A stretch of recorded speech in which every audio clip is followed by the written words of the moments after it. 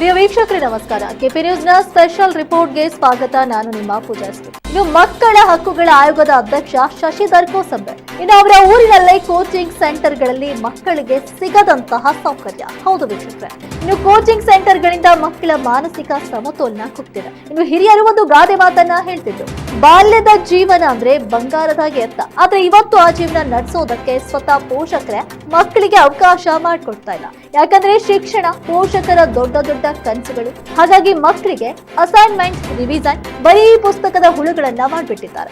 ಬೆಳಗಾದ್ರೆ ಸಾಕು, ರಾತ್ರಿ ಮಲ್ಗೋವರೆಗೂ ಕೂಡ ಓದು ಓದು ಓದು ಇದೇ ಆಗೋಯ್ತು. ಇನ್ನು ಮಕ್ಕಳಿಗೆ ಪಾಠದ ಜೊತೆಗೆ ಆಟ ಮುಖ್ಯ, ಅವರ ಬೌದ್ಧಿಕ ಮಟ್ಟದ ಜೊತೆಗೆ ದೈಹಿಕ ಮತ್ತು ಮಾನಸಿಕ ಬೆಳವಣಿಗೆಯು ಮುಖ್ಯ ಅನ್ನೋದು ಪೋಷಕರೇ ಮರ್ತು ಬಿಟ್ಟಿದ್ದಾರೆ. ಇನ್ನು ಅಡ್ಮಿಷನ್ ಮಾಡೋದು ಸರ್ಕಾರಿ ಶಾಲೆಯಲ್ಲಿ, ಮತ್ತೆ ಅವರನ್ನ ಉತ್ತಮ ಶಿಕ್ಷಣಕ್ಕಾಗಿ ಕೋಚಿಂಗ್ ಸೆಂಟರ್ ಅಲ್ಲಿ ಕಳಿಸೋದು. ಇನ್ನು ಮುಂಜಾನೆಯಿಂದ ಸಾಯಂಕಾಲದವರೆಗೂ ರೆಸಿಡೆನ್ಸಿಯಲ್ಲಿ ಇಟ್ಟು ಮಕ್ಕಳಿಗೆ ಓದು ಓದು ಓದು ಅಂದ್ರೆ ಇವಾಗ ಮಕ್ಕಳು ಕೂಡ ಡಿಪ್ರೆಷನ್ ಅಲ್ಲಿ ಹೋಗ್ತಾ ಇರೋದು, ಮಾನಸಿಕವಾಗಿ ಕುಗ್ಗಿ ಹೋಗ್ತಿದ್ದಾರೆ. ಇನ್ನು ಅವರಿಗೆ ತಾಳ್ಮೆ ಶಕ್ತಿ ಕೂಡ ಕಡಿಮೆ ಆಗಿದೆ.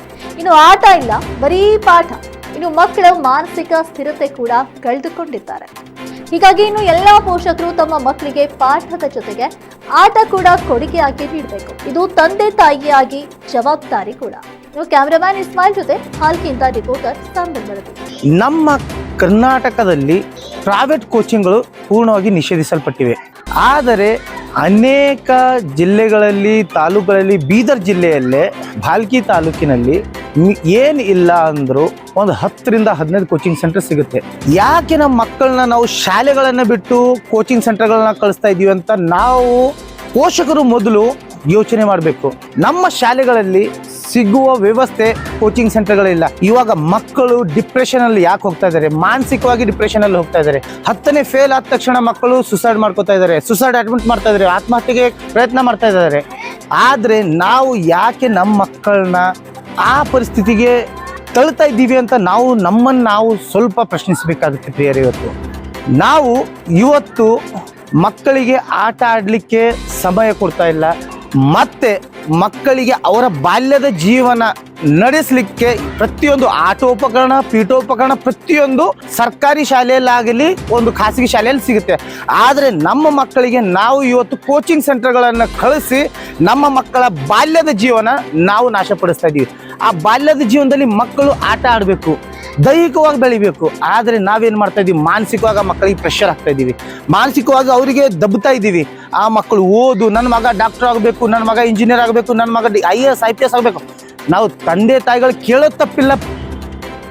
ಆದರೆ ನಮ್ಮ ಮಕ್ಕಳಿಗೆ ನಾವು ಎಷ್ಟು ಅವರಿಗೆ ಅವರ ಮಾನಸಿಕ ಬೆಳವಣಿಗೆ ಮತ್ತು ದೈಹಿಕ ಬೆಳವಣಿಗೆಯಲ್ಲಿ ನಾವು ಸಹಕಾರ ಮಾಡ್ತಾ ಇದ್ದೀವಿ, ಅದು ನಾವು ಯೋಚನೆ ಮಾಡಬೇಕಾಗುತ್ತೆ.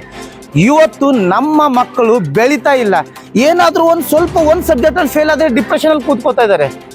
ನಮ್ಮ ಟೈಮಲ್ಲಿ ನಾವು ಸ್ಕೂಲಿಂದನೇ ಬಂದವರು, ಆಟ ಆಡ್ಲಿಕ್ಕೆ ನಮಗೆ ಟೈಮ್ ಇರ್ತಿತ್ತು. ಎಲ್ಲ ನಮ್ಮ ಬಾಲ್ಯ ಜೀವನ ನಾವು ಆಟ ಆಡ್ಕೊಂಡು ಬಂದೀವಿ. ಆದರೆ ಇವಾಗ ನಾವೇ ನಮ್ಮ ಮಕ್ಕಳನ್ನ ನಾವು ಆಡಿದ್ದ ಆಟ, ನಾವು ಮಾಡಿದ್ದು ನಮ್ಮ ಮಕ್ಕಳು ಯಾಕೆ ಮಾಡಬಾರ್ದು? ಇವಾಗ ನಮ್ಮ ಮಕ್ಕಳು ಡಿಪ್ರೆಷನ್ ಹೋಗ್ಲಿಕ್ಕೆ ಕಾರಣ ಕಂಟಿನ್ಯೂಸ್ ಅವರಿಗೆ ಮುಂಜಾನೆಯಿಂದ ಸಾಯಂಕಾಲವರೆಗೂ ಕೋಚಿಂಗ್ ಸೆಂಟ್ರಲ್ಲಿ ಕೂರಿಸೋದು. 1ನೇಯಿಂದಾನೇ ಸ್ಟಾರ್ಟ್ ಅವರಿಗೆ ಕೋಚಿಂಗ್ ಸೆಂಟ್ರಲ್ಲಿ ಹಾಕೋದು, ಶಾಲೆಯಲ್ಲಿ ಅಡ್ಮಿಷನ್ ಮಾಡೋದು, ಕೋಚಿಂಗ್ ಸೆಂಟ್ರಲ್ಲಿ ಕೂಡ ಹಾಕೋದು. ಆ ಮಕ್ಕಳಿಗೆ ಮುಂಜಾನೆಯಿಂದ ಸಾಯಂಕಾಲವರೆಗೂ ರಾತ್ರಿವರೆಗೂ ಕೋಚಿಂಗ್ ಸೆಂಟ್ರಲ್ಲಿ ಕೂತ್ಕೊಂಡು ಓದು ಓದು ಓದು ಎಂಬುದರಲ್ಲೇ ಆ ಮಕ್ಕಳು ಡಿಪ್ರೆಷನಲ್ಲಿ ಹೋಗ್ತಾ ಇದ್ದಾರೆ. ಇವತ್ತು ನಮ್ಮ ಶಾಲೆಗಳಲ್ಲಿ, ಸರ್ಕಾರಿ ಶಾಲೆಗಳು ಏನು ಕಡಿಮೆ ಇದೆ? ಪ್ರತಿಯೊಂದು ಬಿಲ್ಡಿಂಗ್ ನೋಡಿ, ಬಿಲ್ಡಿಂಗ್ ಸಿಗ್ತಾ ಇದೆ. ಟೀಚರ್ಸ್ ಫುಲ್ ಕ್ವಾಲಿಫೈಡ್ ಟೀಚರ್ಸ್ ಇದೆ. D.Ed ಅಲ್ಲೆಲ್ಲ ಕೋಚಿಂಗ್ ಸೆಂಟ್ರಲ್ಲಿ TT ಪಾಸ್ ಆಗದಿರೋ ಬರೋ ಟೀಚರ್ಸು, ಇಲ್ಲಿ ಸಿಗೋದೆಲ್ಲ ಕ್ವಾಲಿಫೈಡ್ ಟೀಚರ್ಸು.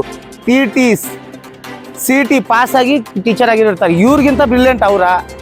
ನಂದು ಒಂದೇ ಪ್ರಶ್ನೆ, ಇವ್ರಿಗಿಂತ ನುರಿತರ ಅವರ? ಅದೇ ಕಾರಣಕ್ಕೆ ನಾನು ಹೇಳೋದು, ನಮ್ಮ ಸರ್ಕಾರಿ ಶಾಲೆಗಳನ್ನ ನಾವು ಮಕ್ಕಳಿಗೆ ಪ್ರೋತ್ಸಾಹ ಮಾಡಿದರೆ ಇವತ್ತು ಸರ್ಕಾರಿ ಶಾಲೆಯಲ್ಲಿ ಈ ನಂಬರ್ಸ್ ಇರ್ತಾ ಇರಲಿಲ್ಲ.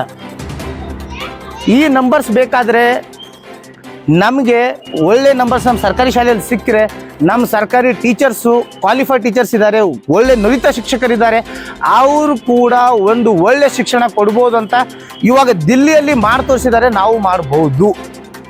ದಿಲ್ಲಿಯಲ್ಲಿ ಇವತ್ತು ಸರ್ಕಾರಿ ಶಾಲೆಗಳು ಪ್ರೈವೇಟ್ ಶಾಲೆಗೆ ಬೀಟ್ ಮಾಡಿದೆ. ಇವತ್ತು ನಮ್ಮ ಶಾಲೆಗಳು ಬೀಟ್ ಯಾಕೆ ಮಾಡ್ತಾ ಇಲ್ಲ? ಯಾಕಂದರೆ ನಮ್ಮ ಹತ್ರ ನಂಬರ್ಸ್ ಇಲ್ಲ. ಇಲ್ಲಿದ್ದು ಅಡ್ಮಿಷನ್ ತೊಗೊಂಡು ಹೋಗಿ ನಾವು ಕೋಚಿಂಗ್ ಸೆಂಟ್ರಲ್ಲಿ ಕೂರಿಸ್ತಾ ಇದ್ದೀವಿ. ನಮ್ಮ ಮಕ್ಕಳಿಗೆ ಮೆಂಟಲಿ ಡಿಪ್ರೆಷನಲ್ಲಿ ಹಾಕ್ತಾ ಇದ್ದೀವಿ. ಅದಕ್ಕೆ ಒಂದು ಪೋಷಕರಿಗೆ ಒಂದು ಕಿವಿಮಾತು ನಾನು ಹೇಳಲಿಕ್ಕೆ ಇಷ್ಟಪಡ್ತೀನಿ. ಮಕ್ಕಳ ಬಾಲ್ಯದ ಜೀವನ ನೀವು ನಾಶ ಮಾಡ್ತಾ ಇದ್ದೀರಾ. ಅದಕ್ಕೋಸ್ಕರ ಕೋಚಿಂಗ್ ಸೆಂಟರ್ಗಳನ್ನು ನಿಷೇಧಿಸಿ. ಇವತ್ತು ನಾನು ಒಂದು ಪ್ರಶ್ನೆ ಕೇಳಲಿಕ್ಕೆ ಇಷ್ಟಪಡ್ತೀನಿ.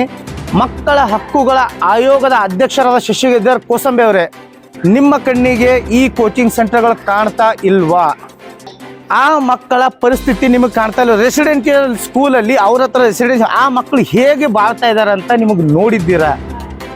ಇವತ್ತು ಆ ಮಕ್ಕಳು ಒಂದೇ ರೂಮಲ್ಲಿ 40ರಿಂದ 50 ಜನ ಮಲಗ್ತಾರೆ. ಕೋಸಂಬೆ ಸರ್, ನಿಮಗೆ ಒಂದೇ ಒಂದು ಕೇಳ್ಕೊಳ್ಳೋದೇನೆಂದ್ರೆ, ಇವತ್ತು ಬಾಲ್ಕಿ ತಾಲೂಕಲ್ಲಿರುವ, ಬೀದರ್ ಜಿಲ್ಲೆಯಲ್ಲಿರುವ, ಕರ್ನಾಟಕ ರಾಜ್ಯದಲ್ಲಿರುವ ಪ್ರತಿಯೊಂದು ಕೋಚಿಂಗ್ ಸೆಂಟರ್ ನಡೀತಾ ಇರೋ ದೊಡ್ಡ ಸ್ಕ್ಯಾಮ್ ಏನಂತಂದ್ರೆ, ಕುರಿ ಹಾಗೆ ಮಕ್ಕಳನ್ನ ತುಂಬಿಕೊಳ್ಳೋದು, ರೆಸಿಡೆಂಟಲ್ ಇಲ್ಲದೆ, ಅಪ್ರೂವಲ್ ಇಲ್ಲದೆ ರೆಸಿಡೆಂಟಲ್ ನಡೆಸ್ತಾ ಇರೋದು. ಆ ಮಕ್ಕಳಿಗೆ ಮಾನಸಿಕವಾಗಿ ಓದಲಿಕ್ಕೆ ಪ್ರೆಷರೈಸ್ ಮಾಡಿ ಆ ಮಕ್ಕಳ ಬೌದ್ಧಿಕ ಮಟ್ಟ ಇಳಿಸ್ತಾ ಇದ್ದಾರೆ, ಮಾನಸಿಕ ಮಟ್ಟ ಕುಗ್ತಾ ಇದೆ. ಒಂದು ಕಳಕಳಿಯಿಂದ ನಾನು ಕೇಳ್ತಾ ಇದ್ದೀನಿ, ಇವತ್ತು ಆ ಮಕ್ಕಳ ಕಾಳಜಿ ಇದ್ರೆ ಪ್ಲೀಸ್ ಒಂದ್ಸರಿ ವಿಸಿಟ್ ಮಾಡಿ. ಇಂತಹ ಮತ್ತಷ್ಟು ಅಪ್ಡೇಟ್ಸ್ಗಳಿಗಾಗಿ ನೋಡ್ತಾ ಇರಿ KP News 24/7. ಧನ್ಯವಾದಗಳು.